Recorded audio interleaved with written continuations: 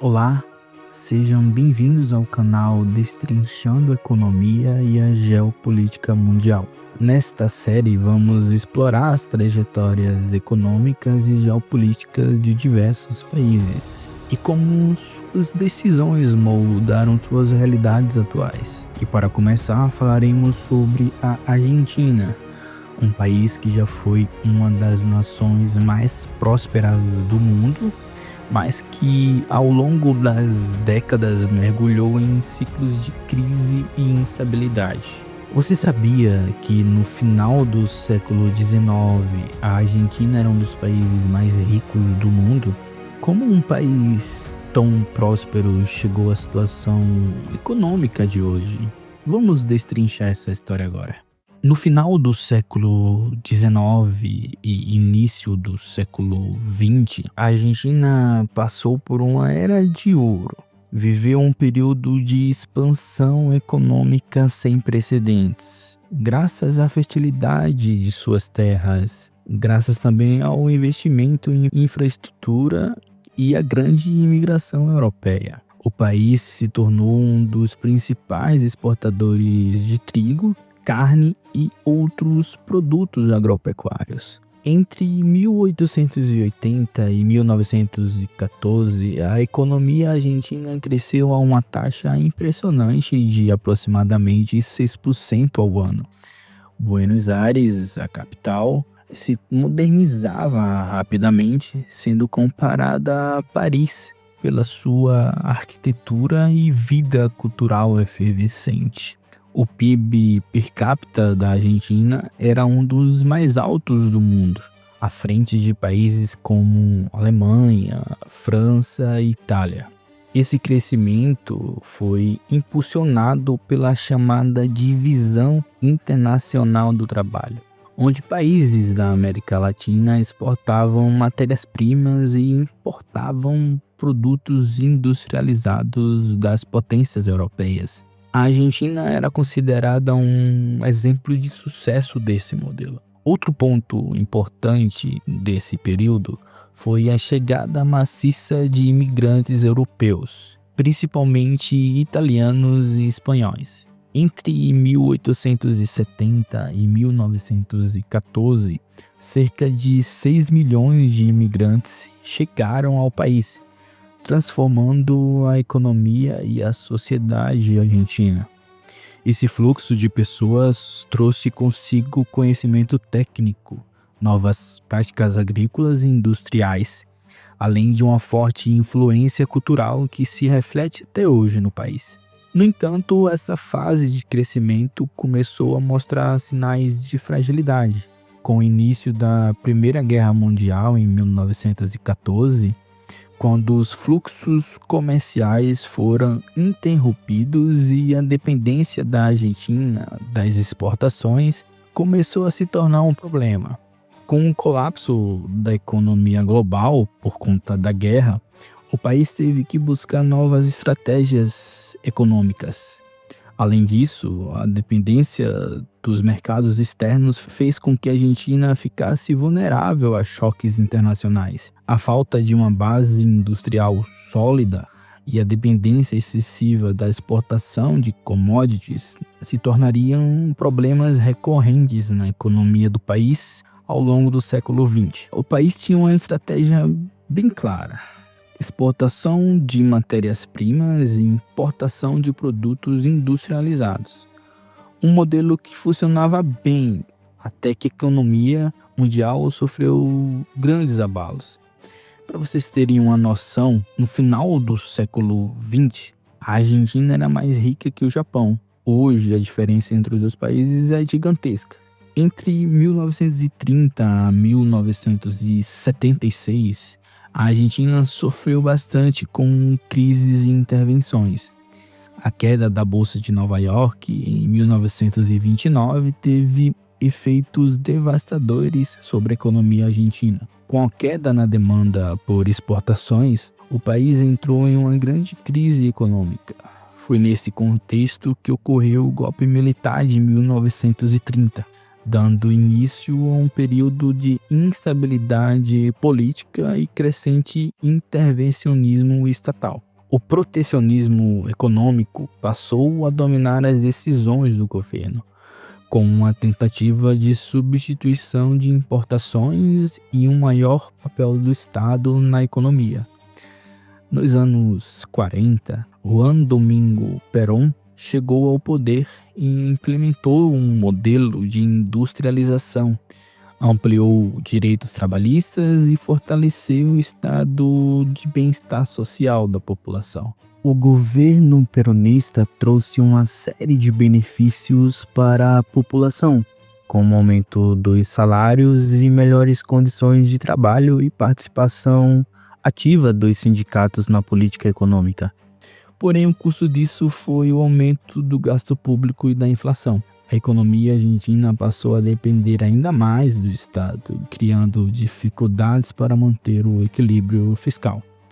Por exemplo, na década de 50, viu o aumento dos gastos públicos e o controle estatal sobre setores estratégicos, o que gerou endividamento e pressões inflacionárias. O modelo peronista gerou crescimento em curto prazo, sem dúvidas, mas deixou uma herança de dificuldades estruturais e instabilidade política que marcaram as décadas seguintes. Após a deposição de Perón em 55, o país entrou em um ciclo de instabilidade política, com sucessivos governos militares e civis que não conseguiram solucionar os problemas estruturais da economia. O crescimento econômico tornou-se volátil e a inflação se tornou uma característica crônica da economia argentina. Durante as décadas de 60 e 70, a economia argentina oscilou entre tentativas de liberalização e políticas protecionistas, mas sem sucesso em resolver os problemas de longo prazo. A inflação continuou elevada e a instabilidade política apenas se aprofundou. Foi aí que veio a ditadura militar e a crise da década de 80. Em 76, um golpe militar derrubou o governo de Isabel Perón e instaurou uma ditadura que duraria até 1983. O novo governo adotou uma política de abertura econômica, mas com alto endividamento externo. A política de abertura do comércio causou desindustrialização e aumento do desemprego. O endividamento externo disparou, tornando-se insustentável. Para você ter uma noção, em 1989 a inflação ultrapassou os 3.000% ao ano, gerando caos econômico e social. A crise da década de 80 fez com que o país adotasse novos modelos para tentar conter a hiperinflação e a estabilizar a economia. O regime também ficou marcado por uma repressão brutal, com milhares de opositores sendo perseguidos, presos ou desaparecidos. A instabilidade política se agravou com a Guerra das Malvinas em 82, um conflito contra o Reino Unido que terminou em derrota para a Argentina e acelerou a queda do regime militar.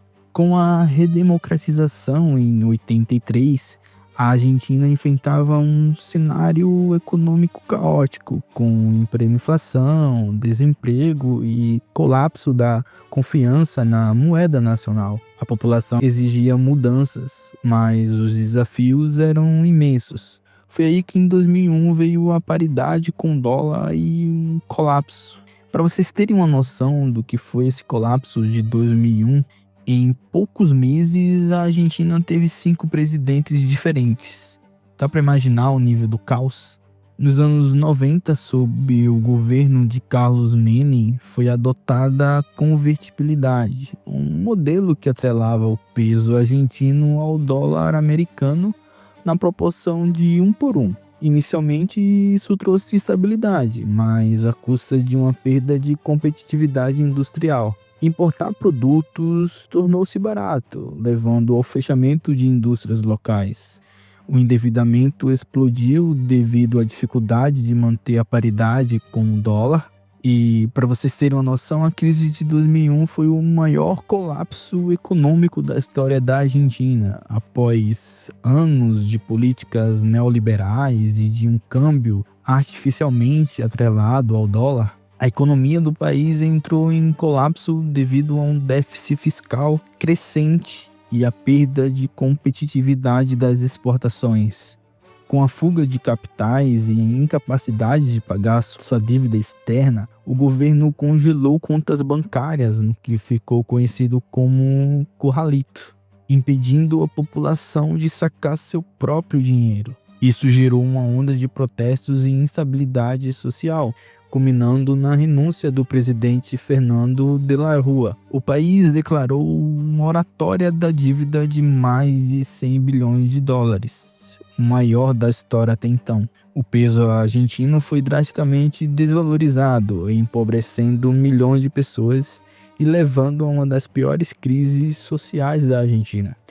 O país enfrentou anos de recessão e só começou a se recuperar em meados da década de 2000, com um boom das commodities.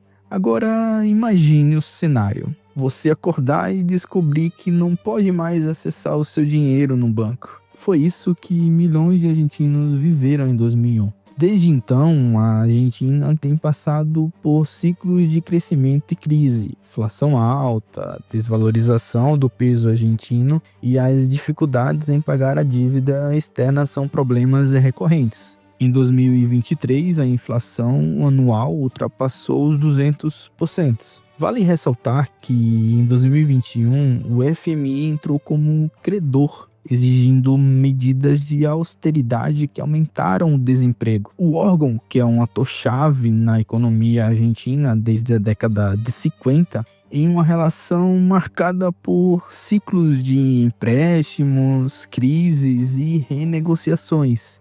O país recorreu ao FMI diversas vezes para estabilizar sua economia, mas as medidas de austeridade impostas resultaram em tensões políticas e sociais. Em 2018, a Argentina fez um acordo com o FMI, onde recebeu um pacote de 57 bilhões de dólares, o maior empréstimo da história do órgão, que se tornou um fardo financeiro pesado, levando o governo a renegociar sua dívida em 2022, sem conseguir evitar o aumento da inflação e da desconfiança do mercado. Paralelamente, a China tem expandido sua influência na economia argentina, tornando-se um dos principais investidores estrangeiros no país. O futuro da Argentina depende de decisões econômicas estratégicas que possam reverter décadas de instabilidade e crise.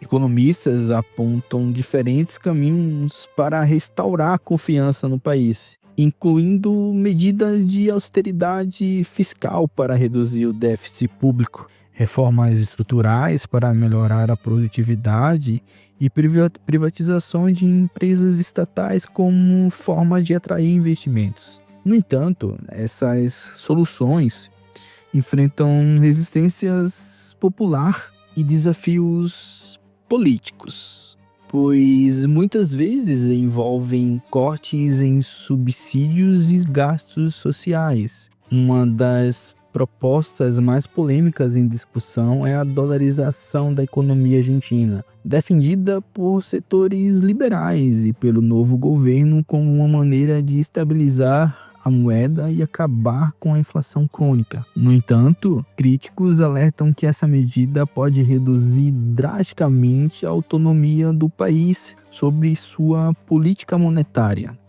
tornando-o mais vulnerável a choques externos. Apesar das crises recorrentes, a economia argentina possui diversos pontos fortes que sustentam o seu potencial de recuperação e crescimento. Um dos principais trunfos do país é a sua vasta riqueza em recursos naturais, incluindo uma das maiores reservas de lítio do mundo, elemento fundamental para baterias de carros elétricos e dispositivos eletrônicos, tornando a Argentina um ator estratégico na transição energética global. Além disso, a nação é um dos principais produtores e exportadores de commodities agrícolas, como soja, trigo e milho, com um setor agroindustrial altamente competitivo e demandado internacionalmente, especialmente pela China e outros mercados asiáticos. O setor energético também se destaca, com a exploração do megacampo de Vaca Muerta, uma das maiores reservas de gás de xisto e petróleo não convencional do planeta, o que pode reduzir a dependência externa de combustíveis e gerar receitas expressivas para o país. Outro ponto positivo é a mão de obra altamente qualificada em setores como tecnologia da informação e engenharia, com hubs de inovação em cidades como Buenos Aires, consolidando o país como um polo de startups e serviços digitais na América Latina. Além disso, a Argentina possui uma infraestrutura relativamente desenvolvida em comparação com outros países da região, facilitando a logística de exportações, apesar das dificuldades macroeconômicas. Esses fatores estruturais conferem ao país uma base econômica diversificada e com potencial para atrair investimentos estrangeiros, desde que haja estabilidade política e reformas que incentivem um ambiente de negócios mais previsível e competitivo. A Argentina teve momentos de grandeza e momentos de crise profunda. Sua economia tem um potencial enorme, mas enfrenta desafios políticos e estruturais. E você, o que acha? A Argentina pode se recuperar e voltar a ser uma potência econômica? Deixe seu comentário aqui embaixo. E se você acha que esse conteúdo te ajudou a entender melhor a situação da Argentina e a história econômica do país, já deixa o like e compartilha esse vídeo com quem também quer saber mais sobre economia e geopolítica.